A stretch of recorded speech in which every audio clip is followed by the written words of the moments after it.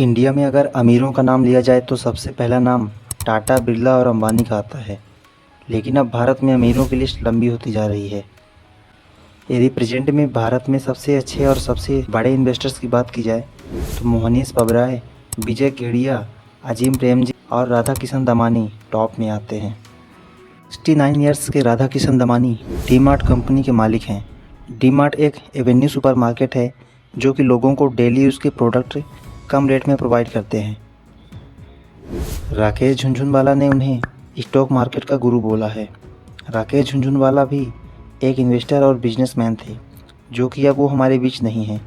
राकेश झुनझुनवाला की life story जानने के लिए आई बटन पर क्लिक करके देख सकते हैं। राधा किशन दमानी ने बहुत कम समय में ही शेयर मार्केट में अपनी पहचान बना ली थी।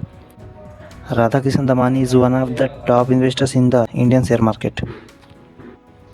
तो चलिए दोस्तों, जानते हैं राधा किशन दमानी के सक्सेस होने के पीछे का राज और जानते हैं भारत के चौथे सबसे अमीर इंसान बनने के लिए उन्होंने कितना स्ट्रगल किया। तो वीडियो में आगे बढ़ने से पहले वीडियो को कर दीजिए लाइक और चैनल को सब्सक्राइब। ब्लूमबर्ग बिलियनियर इंडेक्स, जो कि दुनिया भर के अमीरों के नाम की लिस्ट बनाती है, उसके अनुसार दमानी भारत में चौथे सबसे रिच पर्सन हैं। उनका कारोबार अब भारत में बहुत तेज़ी से बढ़ रहा है। राधा किशन दमानी का जन्म 1 जनवरी 1954 को राजस्थान के बीकानेर शहर में हुआ था। उनका परिवार एक मध्यम वर्गीय परिवार था। उनके पिता शिव किशन दमानी स्ट्रीट ब्रोकर थे। राधा किशन दमानी की बचपन से ही पढ़ाई में रुचि नहीं थी क्योंकि वे वैसा व्यक्ति नहीं बनना चाहते थे जिससे केवल उनका घर चल सके, बल्कि वो बड़े होकर एक बहुत ही अमीर व्यक्ति बनना चाहते थे और उन्होंने मेहनत करके अपना ये ड्रीम भी पूरा कर लिया है।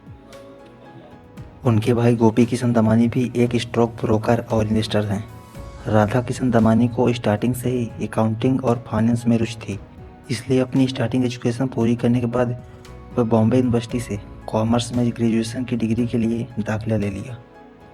लेकिन कुछ दिन तक पढ़ाई करने के बाद उन्होंने पढ़ाई छोड़ दी।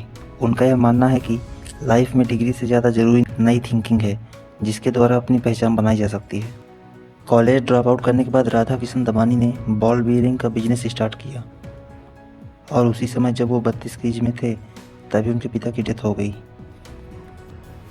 पिता के आकस्मिक निधन के बाद राधा किशन ने बॉल बीयरिंग के अपने बिजनेस को छोड़ दिया और ब्रोकर स्ट्रीट पर अपने भाई के साथ स्टॉक ब्रोकर के रूप में काम करने लगे।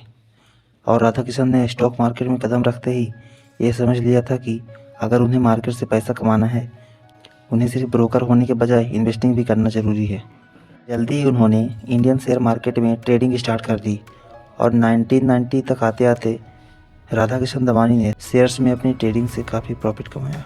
उन्होंने मल्टी बैगर शेयरों में इन्वेस्ट और होल्डिंग करके बहुत पैसा कमाया।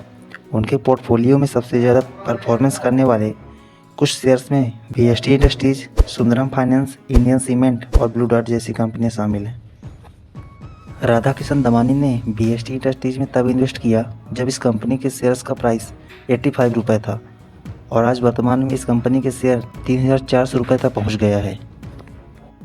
दोस्तों, अभी तक हमने जाना कि किस तरह राधा किशन दमानी ने शेयर मार्केट के जरिए करोड़ों रुपए कमाए, लेकिन वह 80 के दशक में शेयर मार्केट के सबसे बड़े और सबसे डेंजरस ट्रेडर और बेयर कार्टेल के मालिक मनु मानिक से काफ़ी प्रभावित थे। दरअसल मनु मानिक स्टॉक मार्केट में शॉर्ट सेलिंग करके प्रॉफिट कमाया करता था और उस टाइम की बड़ी बड़ी कंपनियां मनु मानिक के नाम से खौफ खाया करती थी क्योंकि उसके पास यह काबिलियत थी कि वह किसी भी कंपनी का शेयर प्राइस बहुत कम समय में ही आसमान से ज़मीन तक ला सकता था। और फिर राधा किशन दमानी ने भी मनु मानिक के साथ जुड़कर उससे शॉर्ट सेलिंग की टेक्निक्स को सीखा और शॉर्ट सेलिंग करके खूब प्रॉफिट कमाया। और इसी समय हर्षद मेहता स्कैम के बाद स्टॉक मार्केट में काफ़ी उथल पुथल मची हुई थी। उस समय हर्षद मेहता ने शेयर मार्केट की तेज़ी पर दांव लगाया था, जबकि राधा किशन दमानी ने शेयर मार्केट की गिरावट पर दांव लगाया था, मतलब उन्होंने शॉर्ट सेलिंग की थी। और जब 1992 में हर्षद मेहता घोटाले का खुलासा हुआ तब मार्केट में बहुत तेज़ी से गिरावट आई, जिसे दमानी ने शेयर का शॉर्ट सेलिंग करके बहुत ही ज़्यादा मुनाफा कमाया।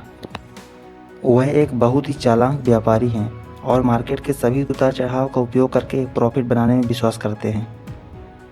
ईयर 1995 में राधा किशन दमानी ने HDFC बैंक के IPO में पैसा लगाया, जिससे उन्होंने इस स्टॉक से भी मोटा मुनाफा कमाया और इसके बाद उन्होंने रिटेल बिजनेस में उतरने का फैसला किया और डी मार्ट की स्थापना की।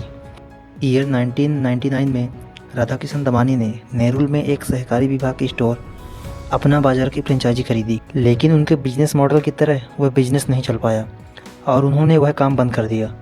उसके बाद ही राधाकिशन दमानी यूएस चले गए और उन्होंने वहां जाने के बाद वॉलमार्ट के बिजनेस मॉडल को समझा और इंडिया आकर 2002 में राधाकिशन दमानी ने पवई में डी मार्ट का पहला स्टोर स्थापित किया।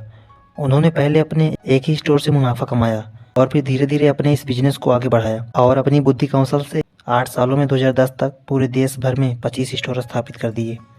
राधाकिशन दमानी ने अपने बिजनेस को इस स्तर पर बढ़ाया कि वर्ष 2010 से लेकर 2023 तक में डी मार्ट के 324 स्टोर स्थापित हो चुके हैं। आज राधाकिशन दमानी के डी मार्ट कंपनी का मार्केट कैप 2.41 ट्रिलियन रुपीस हो चुका है और राधाकिशन दमानी भारत के सबसे अमीर व्यक्तियों की लिस्ट में शामिल हो गए हैं। इन सभी सफलताओं को हासिल करने के बाद राधाकिशन दमानी की नेटवर्थ $21.3 बिलियन यानी कि 1,66,000 करोड़ रुपए हो चुकी है। तो दोस्तों, यह थी कहानी डी मार्ट कंपनी के फाउंडर राधाकिशन दमानी की। उम्मीद करते हैं कि आपको ये वीडियो ज़रूर पसंद आया होगा। दोस्तों, इसी तरह की इंटरेस्टिंग वीडियो देखने के लिए कृपया बिजनेस बायोग्राफी को सब्सक्राइब करें और अपने दोस्तों को भी शेयर करें। Thank you.